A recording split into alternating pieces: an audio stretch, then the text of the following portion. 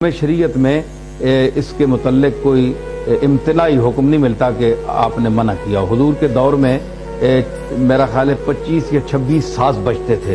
इमाम गजाली ने इसका तफसीलन जिक्र किया है। तो जिसके मुतल्लिक वो आता है कि हुजूर एक दफ़ा कुछ साज बज रहा था तो हुजूर ने उंगलियां अपने कानों में ठोंस ली ताकि फरमाया कि ये शैतानी आवाज़ आ रही है।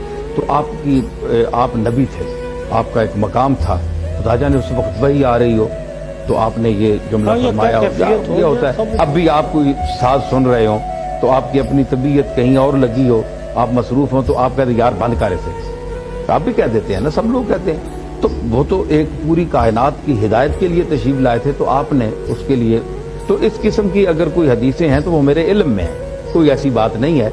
लेकिन हमने देखना है कि सरकार ने जो ये मनाज़िर फितरत हैं, कुछ शायरी है, जिस तरह हुजूर ने शायरी का फरमाया कि इसकी तारीफ फरमाई कि अच्छे जो हिकमत से भरे शेर हैं वो अच्छे होते हैं। आपने सुने, शेर भी सुने आपने, हदीस से तारीख से साबित है।